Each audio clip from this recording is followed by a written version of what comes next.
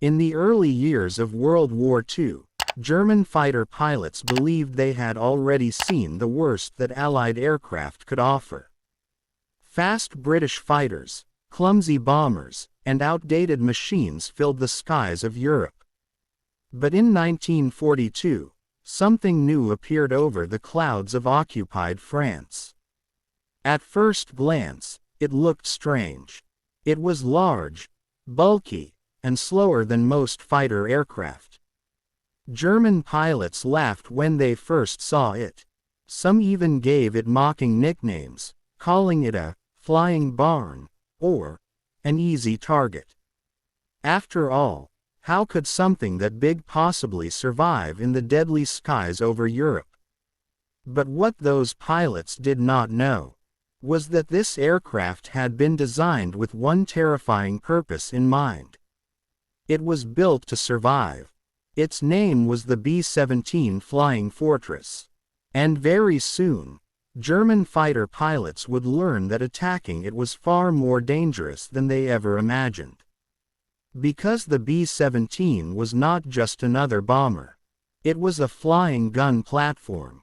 A fortress in the sky. The birth of the Flying Fortress. Years before the United States entered the war, American military planners already believed that the next great conflict would be decided in the skies. Bombers, they believed, could fly deep into enemy territory and destroy factories, railways, and oil supplies, crippling an enemy's ability to fight. But early bombers had one massive problem. They were extremely vulnerable. Fighter aircraft could easily intercept them, and anti-aircraft guns could tear them apart long before they reached their targets. The United States Army Air Corps needed something different. They needed a bomber that could defend itself. So in the mid-1930s, the Boeing company began designing a revolutionary aircraft. This bomber would be larger than anything that had come before it. It would carry heavy bombs over long distances. But most importantly, it would be covered in guns. Machine guns on the nose. Machine guns on the top. Machine guns underneath. Machine guns in the tail. When reporters first saw the prototype during a demonstration flight, they were stunned by the sheer number of defensive weapons mounted on the aircraft. One journalist famously described it as a flying fortress. The name stuck, and it perfectly described what this aircraft was built to do. A bomber built to survive. The B-17 was not just heavily armed. It was also incredibly tough. Engineers designed the aircraft with strong aluminum frames and reinforced wings that could withstand enormous stress. It had 4 powerful engines, allowing it to continue flying even if 1 or 2 were damaged. And unlike many bombers of the time, the B-17 could fly at extremely high altitudes, often above 30,000 feet. At that height, the air was freezing cold and thin. But it also made the bomber much harder to intercept. Inside the aircraft, a crew of 10 men worked together to keep the flying fortress alive. There was a pilot and co-pilot controlling the aircraft. A navigator guiding the bomber across thousands of miles. A bombardier responsible for hitting the target. And multiple gunners positioned throughout the plane, each responsible for defending a different angle. When several B-17 bombers flew together in tight formation, their guns overlapped, creating a deadly web of defensive fire. Any fighter pilot who tried to attack one bomber would suddenly find himself flying into the guns of many others. And that made the B-17 incredibly dangerous to approach. But German pilots didn't realize this at first. To them, it still looked like a slow, oversized target. And they were eager to prove it. When German pilots realized their mistake, at first, German fighter pilots approached the B-17 the same way they attacked any other bomber. They flew straight toward it. The logic seemed simple. A large aircraft like that could not possibly defend every direction at once. But the moment they closed the distance, something unexpected happened. Machine guns opened fire from almost every angle. Tracers filled the sky, from the nose turret, from the dorsal turret, from the belly gun position, and from the tail. Suddenly, the attacking fighters found themselves flying into a storm of bullets. A single B-17 carried up to 13 heavy machine guns. But the real danger appeared when multiple bombers flew together. American bombers rarely flew alone. Instead, they flew in tight formations known as combat boxes.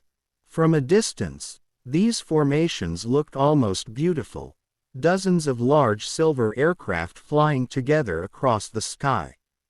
But to German pilots, they quickly became a nightmare. Because every bomber in the formation protected the others. When a fighter attacked one bomber, it would instantly come under fire from several more. What looked like a slow and vulnerable aircraft had suddenly become a flying fortress surrounded by a wall of guns. And German pilots quickly realized that attacking these bombers head-on was incredibly dangerous. But the surprises were not over. Because the B-17 had another terrifying advantage. It could survive damage that would destroy almost any other aircraft. The bomber that refused to die. During the war, countless stories began circulating among Allied crews about the unbelievable durability of the B-17. Bombers returned to base with enormous holes in their wings. Some came back with entire sections of their tail missing. Others landed with only 2 of their 4 engines still running. Ground crews were often shocked when they saw the condition of returning aircraft. Many engineers believed that some of these planes should not have been able to stay in the air at all. Yet somehow, they did. This reputation quickly spread among German fighter pilots. Some began calling the aircraft the plane that would not die. And there was one story in particular that perfectly captured the legend of the flying fortress. A story that even today sounds almost impossible. The famous B-17 inches All-American. In February 1943, a B-17 bomber named All-American was flying a mission over Tunisia in North Africa. The aircraft was part of a formation heading toward German positions. The mission had been routine at first. But as the bombers approached their target, German fighters appeared. One of those fighters was a Messerschmitt Bf 109. During the chaos of the attack, the German fighter collided directly with the B-17. The impact was devastating. The fighter aircraft was destroyed instantly. But the B-17 suffered massive damage. The tail of the bomber was almost completely torn away. The horizontal stabilizer was barely attached to the aircraft. Large sections of metal were ripped apart. And the control cables running through the tail were nearly severed. For most aircraft, this level of damage would have meant immediate disaster. The plane should have spun out of control and crashed within seconds. But somehow, the B-17 kept flying. The pilot struggled to keep the aircraft stable. The crew moved carefully through the damaged fuselage, afraid that the entire tail might break off at any moment. But incredibly, the aircraft stayed together. Slowly, carefully, the crew turned the bomber back toward their base. For hundreds of kilometers, the damaged aircraft struggled through the sky. And against all odds, it made it home. When the B-17 finally landed, ground crews rushed toward the plane. Many could hardly believe what they were seeing. The tail section looked as if it had been shredded by a giant blade. And yet the aircraft had survived. Photographs of the damaged bomber quickly spread throughout Allied forces. They became one of the most famous images of the war. proof that the flying fortress truly lived up to its name. German pilots changed their strategy. After months of combat, German fighter pilots began to realize something troubling. Attacking the B-17 the usual way was extremely dangerous. Early in the war, many pilots had approached the bombers from behind, just like they would attack any other aircraft. But the B-17 had a powerful tail gunner whose only job was to defend the aircraft from that exact direction. And the tail gunner had one of the best firing positions on the entire bomber. From that small glass compartment at the rear of the plane, he could see enemy fighters approaching from kilometers away. When German pilots attempted to sneak up behind a B-17, they were often greeted by streams of machine gun fire before they even reached firing range. Many fighters were damaged. Some were destroyed. German commanders quickly realized they needed a new approach. So they began experimenting with different attack tactics. One of the most dangerous tactics involved attacking the bombers from the front. At first, this sounded insane. Flying directly toward a formation of heavily armed bombers meant closing the distance at incredible speed. But it also gave German pilots a very small window to fire their weapons before passing the bombers. And for a brief moment, the bombers' defensive guns were less concentrated in that direction. German pilots would dive toward the bombers at high speed. They had only a few seconds to aim their weapons and fire. Then they would pass directly through the bomber formation, sometimes missing the aircraft by only a few meters. It was one of the most terrifying maneuvers of the air war. But even this tactic carried enormous risks. Because the closer they came, the more guns opened fire. The deadly bomber formations. One of the most powerful advantages of the B-17 was not just the aircraft itself. It was how the Americans used it. Instead of sending bombers one by one, the United States Army Air Forces developed a system where large groups of bombers flew together in carefully organized formations. These formations were called combat boxes. Each bomber flew at a slightly different altitude and position. From below, the formation looked almost like a giant staircase made of aircraft. This arrangement allowed every bomber to cover the blind spots of the others. If a fighter attacked from one side, it would be exposed to the guns of several bombers at once. The sky around the formation became filled with defensive fire. German pilots sometimes described the experience as flying into a wall of bullets. And the closer they came, the worse it became. Bomber crews worked together like a team. Gunners constantly scanned the sky, calling out enemy fighters over the radio. When fighters appeared, every gunner in the formation prepared for the attack. Within seconds, dozens of machine guns would open fire simultaneously. For the attacking pilots, it was like flying into a deadly storm. Even if they managed to damage one bomber, they still had to escape through the defensive fire of the entire formation. Many never made it out. The nightmare mission over Germany. By 1943, the United States had begun launching massive bombing missions deep into Germany. Factories, oil refineries, and military industries became the primary targets. One of the most famous missions took place over the German city of Schweinfurt. The city was home to many of Germany's ball-bearing factories. These small metal components were critical for tanks, aircraft, and countless other machines used in the war. If the factories were destroyed, Germany's entire war machine could suffer. So the Allies planned a massive bombing mission. Hundreds of B-17 bombers crossed into German airspace. But this time, something was different. The bombers had flown so far into enemy territory that their fighter escorts could not protect them. That meant the bombers would have to rely entirely on their own guns. German radar quickly detected the incoming formation. Soon, waves of German fighters were launched to intercept them. Dozens of Messerschmitts and Focke-Wulf fighters climbed into the sky. They surrounded the bomber formation like wolves hunting a herd. Then the attacks began. German fighters charged directly into the formation again and again. Explosions filled the sky. Some bombers caught fire. Others lost engines. Yet the formation continued moving toward its target.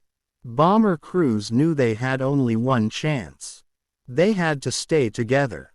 Because a single bomber separated from the formation became an easy target. The sky filled with fire. As the bombers approached Schweinfurt, the German defenses became even stronger. Anti-aircraft guns opened fire from the ground. Black clouds of flak exploded around the bombers. Pieces of metal tore through the airframes.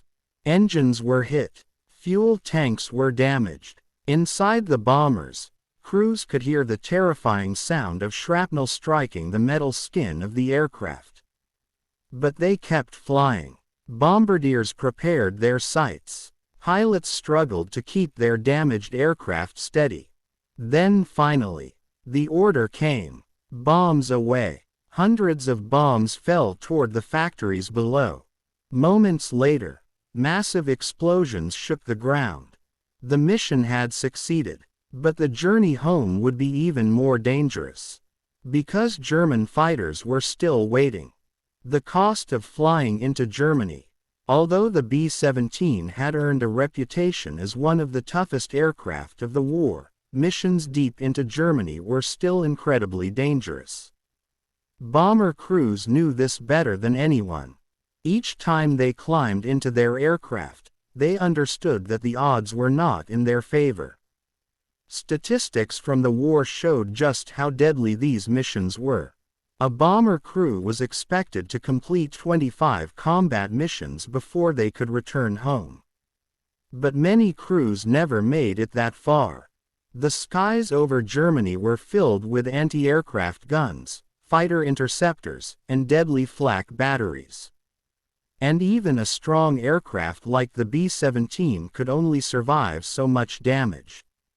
One of the most dangerous missions of the entire war became known as the Second Schweinfurt Mission. And it would prove just how brutal the air war over Europe had become. Black Thursday. On October 14, 1943, hundreds of American B-17 bombers once again flew toward the German city of Schweinfurt. Their target was the same as before, the ball-bearing factories that helped power Germany's war industry. But the German military had learned from the previous attack.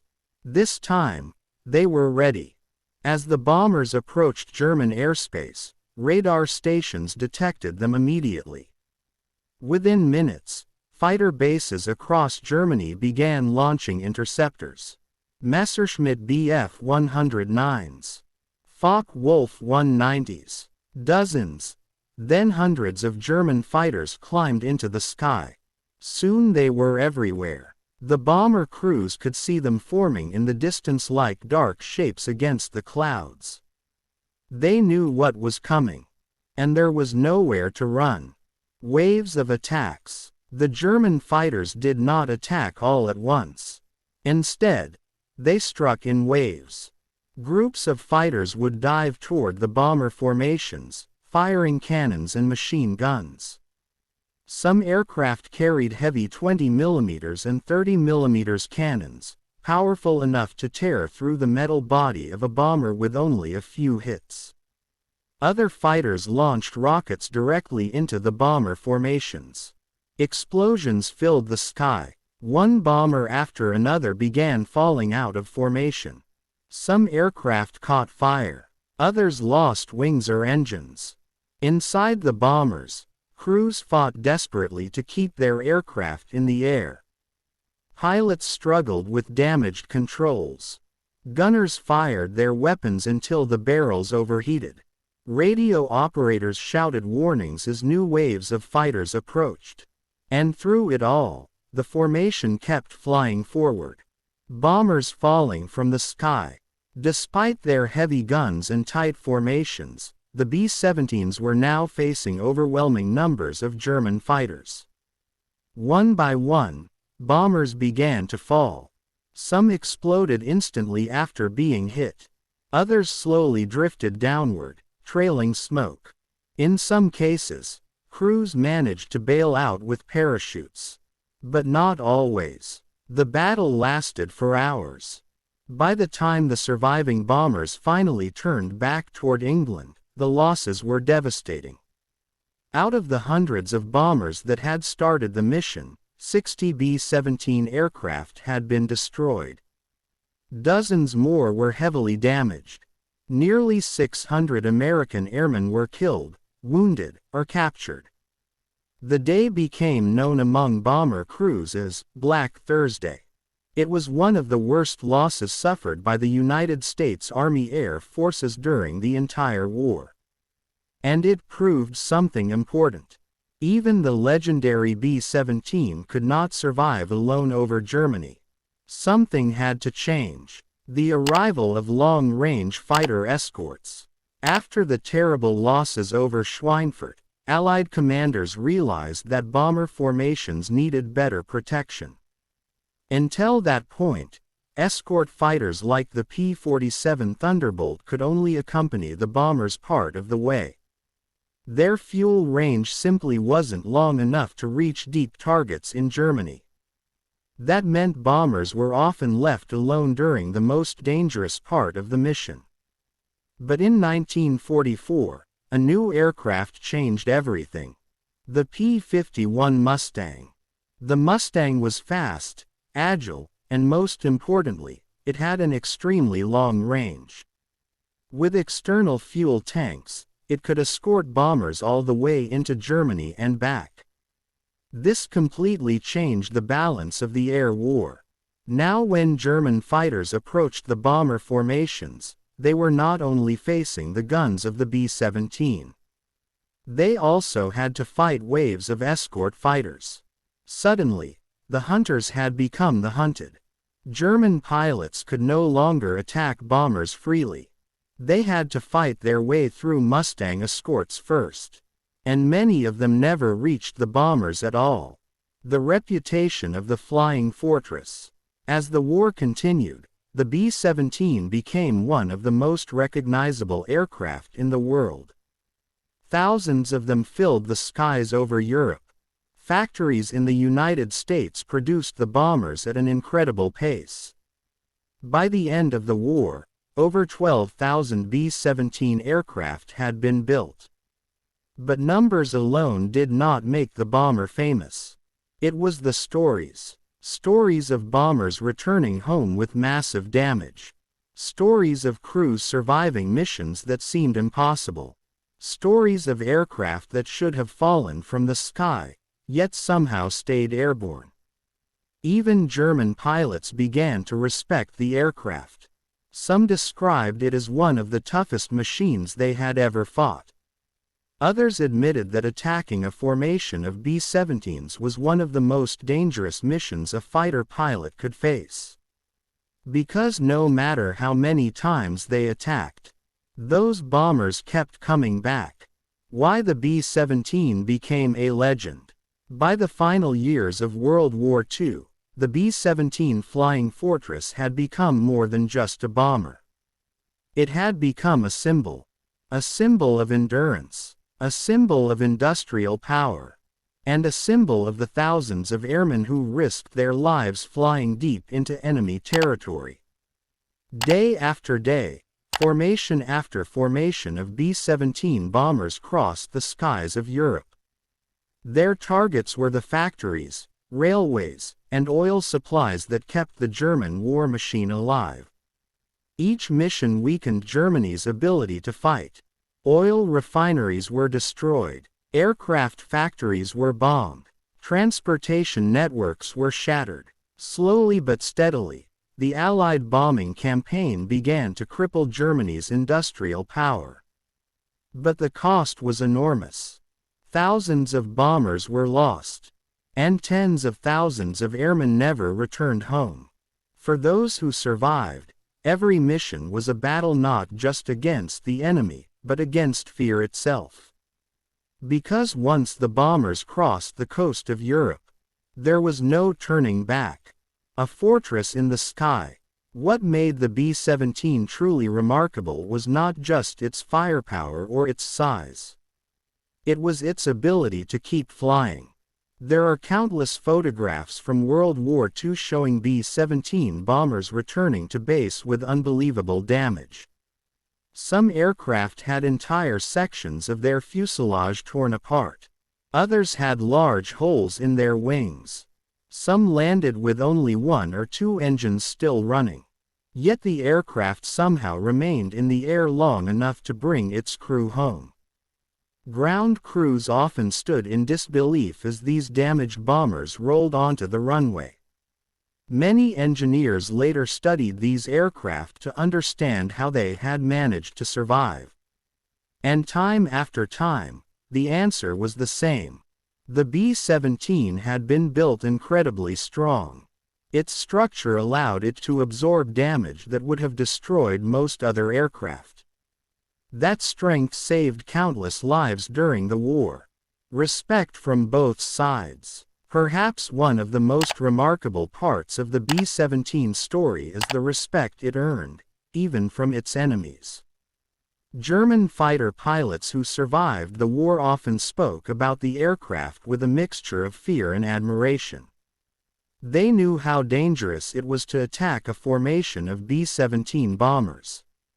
They knew how deadly the defensive guns could be. And they knew that even when a bomber was badly damaged, it might still stay in the air. Some German pilots later admitted that seeing hundreds of B-17s approaching in formation was one of the most intimidating sights of the entire war. Because it meant that the sky was about to turn into a battlefield. A battlefield filled with explosions, gunfire, and burning aircraft. Yet the bombers kept coming. Again and again. The legacy of the flying fortress. By the time World War II ended in 1945, the B-17 had secured its place in history. More than 12,000 aircraft had been built. They flew millions of miles, dropped millions of tons of bombs, and helped bring an end to one of the deadliest wars the world had ever seen. Today, only a small number of B-17 aircraft still exist. Some are preserved in museums. Others still fly in airshows, reminding new generations of the aircraft that once filled the skies during the war. But their story is not just about machines. It is about the people who flew them. The pilots who guided them through storms of flak. The gunners who defended them against attacking fighters. And the crews who trusted that their aircraft would bring them home. Final words. When German pilots first saw the B-17, many believed it would be an easy target. It looked large, slow, and vulnerable, but they quickly discovered the truth. The B-17 was not just another bomber. It was a flying fortress. A machine designed to survive the impossible. And in the deadly skies of World War II, it proved that reputation again and again.